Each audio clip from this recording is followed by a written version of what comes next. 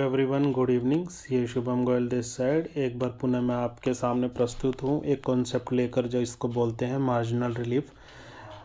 पहले marginal relief को समझने से पहले मैं आपको ये बताना चाहूँगा कि मार्जिनल रिलीफ की ज़रूरत क्या पड़ी।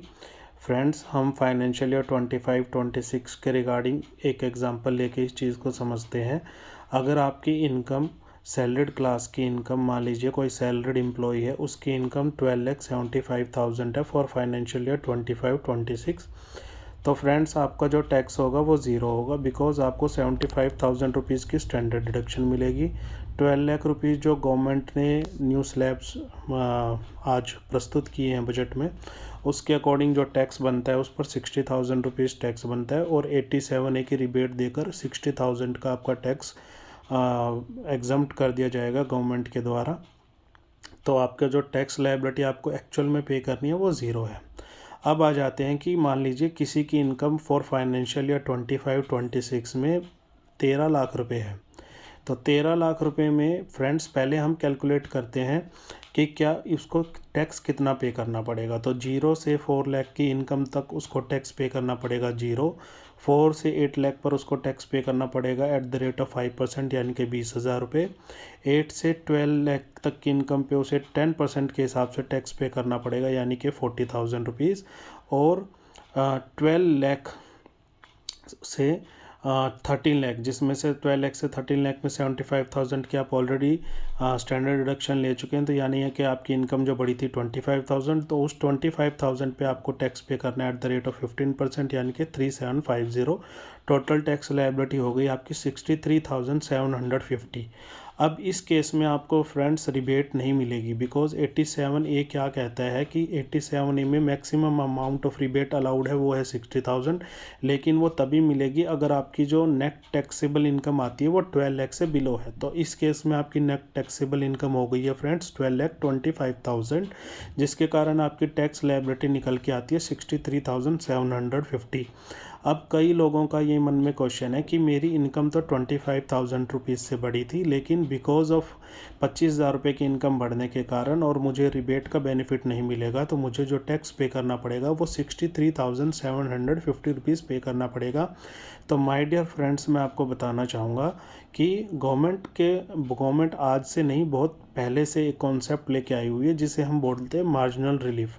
और ये कॉन्सेप्ट क्या करता है कि जब अगर किसी केस में, जो ये केस है, जैसे ये वाला केस है जिसकी हम अभी बात कर रहे हैं 12,75,000 और 13 लाख की, इस केस में अगर आप देखेंगे कि उस इंसान का 25,000 रुपीज़ इनकम बढ़ने के कारण जो टैक्स की लायबिलिटी है वो बढ़ गए 63,750 हो गई, बिकॉज उसको पहले 0 रुपये टैक्स पे करना था, आज उसको 63,750 पे करना पड़ेगा।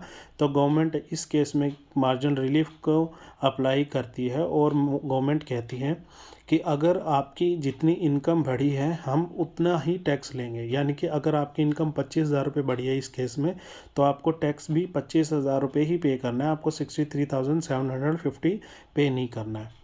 आई होप सो ये चीज़ आपको समझ में आई होगी। मार्जिनल रिलीफ कब तक काम करेगी? जब तक काम करेगी जब तक जितनी आपकी इनकम बढ़ी है और जितना आपका टैक्स बढ़ा है, ठीक है, उन दोनों में से जो अमाउंट लेसर है।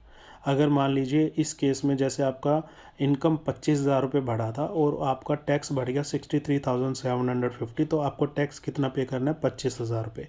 तो अगर हम इसको कैलकुलेट करते रहें, जैसे आपकी 13 लाख इनकम थी तब मार्जिनल रिलीफ अप्लाई हो जाएगा, 13,25,000 इनकम हो जाएगी तब भी मार्जिनल रिलीफ अप्लाई हो जाएगा, और 13,75,000 भी अगर आपकी इनकम होती है तब भी आपका मार्जिनल रिलीफ का कॉन्सेप्ट अप्रोक्सीमेटली अप्लाइड करेगा। बिकॉज जो हमारी कैलकुलेशन कहती है वो कहती है कि if someone is earning around 13,72,000 rupees, तब तक मार्जिनल रिलीफ का कॉन्सेप्ट अप्लाइड रहेगा। बिकॉज उस हर केस में जितनी आपकी इनकम बढ़ी है वो हमेशा जितना आपका टैक्स बन रहा है उससे कम रहेगी। इन दैट केस आपको जो इनकम बढ़ी है वही एज इट इज़ टैक्स के रूप में आपकी चली जाएगी। लेकिन जैसे ही आपकी इनकम जो बढ़ी है वो ज़्यादा होगी और आपका टैक्स जो बढ़ रहा है वो कम होगा, इन दैट केस आपको वो कम बढ़ा हुआ ही टैक्स देना पड़ेगा। ये थोड़ा सा टेक्निकल चीज़ें हैं, कैलकुलेशन हम करते हैं पर्सन टू पर्सन तब डिफ़ाइन होती है, लेकिन मैंने आपको सिंप्लिसिटी के लिए ये बताया कि भाई अगर कोई पर्सन ये सोचता है कि मेरा 25,000 रुपये इनकम बढ़ने के कारण मेरे को 63,000 टैक्स पे करना पड़ेगा, तो इस तरीके की बातें बिल्कुल भी निराधार हैं।